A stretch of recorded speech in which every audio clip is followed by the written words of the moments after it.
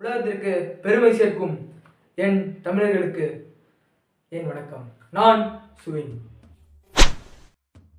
இன்னைக்கு வீடியோ ஆரம்பிக்கிறதுக்கு முன்னாடி ஒரு கவிதையை சொல்லிட்டு ஆரம்பிக்கலான்னு இருக்கேன். கற்பனை கனவு காடுங்கள் என்றார் கலாம். கற்பனை செய்யுங்கள் என்கிறேன் நான். கற்பனை செய்யுங்கள் என்கிறேன் நான்.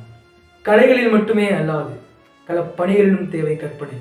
ரைட் சகோதரர்களின் கற்பனை விமானம், கிரகாம் பெல்லின் கற்பனை துணைப்பேசி, நமது கலாம் ஐயாவின் கற்பனை நம்மை உலக அளவில் உயர்த்திய அணு விஞ்ஞானம், மூளையின் சுறுசுறுப்பு கற்பனை, முயற்சிக்கு செயல் வடிவம் தருவது கற்பனை, நமது உடலில் உள்ள அனைத்து செல்களுக்கும் புத்துயிர் தருவது கற்பனை.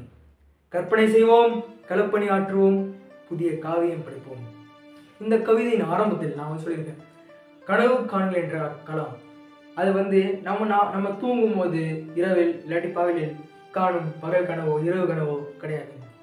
நமது கனவு, அதாவது நமது குறிக்கோள், நம்ம என்ன ஆகணும், பெரிய ஆளை நம்மளோட வளர்ச்சி எப்படி இருக்கணும், அந்த கனவை காணுங்க அப்படிங்கிற கலாம். நம்ம அவர் சொன்ன வாக்கியத்தை சும்மா சாதாரணம் எடுத்துக்கூடாதுங்க, அதில் ஆழ்ந்த அர்த்தம் இருக்குது. ஆமாங்க, நம்ம இன்னைக்கு பார்க்க போகிற வீடியோவும் நமது அப்துல் கலாம் ஐயாவை பற்றி தான். அவரோட வாழ்க்கை வரலாறை சொல்லியிருக்கேங்க. வாங்க வீடியோக்குள்ள போகலாம். நமது கலாம் ஐயா, அதாவது நம்ம இந்தியாவின் ஏவுகணை மனிதர், ராமேஸ்வரத்தில் பிறந்திருக்காருங்க. அவர் ஒரு ஏழை குடும்பத்தில் பிறந்து சிறு வயதிலேயே ரொம்ப கடினமாக உழைத்தாருங்க. இவருடைய தந்தை அனாவசியமான செலவை செய்யவே மாட்டாராங்க. ஆனால் அவரோட குடும்பத்துக்கு அத்தியாவசிய தேவைகளை என்றைக்குமே அவர் கொடுக்காம இருந்தது இல்லையாங்க. எல்லா அத்தியாவசியமான தேவைகளையும் அவர் அவங்க குடும்பத்திற்கு அளித்திருக்காரு.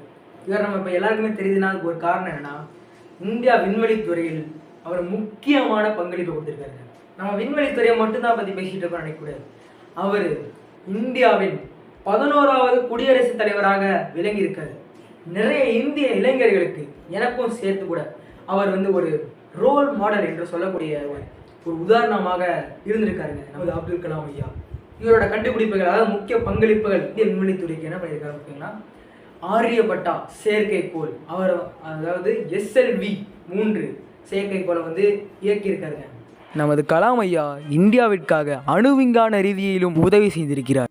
அதனால் அவர் மிசைல் மேன் ஆஃப் இந்தியா என்று அழைக்கப்படுகிறார். நமது இந்திய இளைஞர்களுக்கு நம்ம விண்வெளித்துறையில் ஆர்வத்தை இவர் தாங்க மெயினாக, அதாவது அந்த ஆர்வத்திற்காக முக்கிய பங்களிப்பை நமது APJ அப்துல் கலாம் ஐயா தான் கொடுத்துருக்காரு.